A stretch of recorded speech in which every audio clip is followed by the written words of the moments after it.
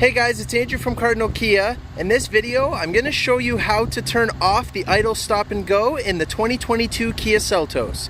I have in front of me here an SX Turbo all-wheel drive in Onyx Black. Let's get started. Okay, so to start us off, all of the Kia Seltos are equipped with the idle stop and go system.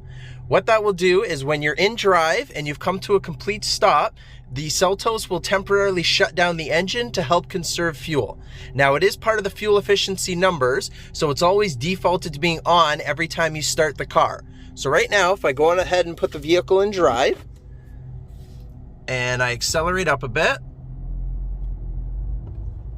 and then come to a complete stop, you'll see that little green A showed up, and you'll see the RPM gauge went down to 0. So it's temporarily shut down the engine until I go to lift my foot off of the brake, and it fires up again before I can even touch the gas pedal.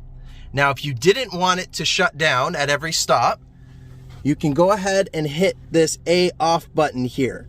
And that is basically turning off the auto shut off. So now, if I were to accelerate again and come to a complete stop, the engine will now not temporarily shut itself down.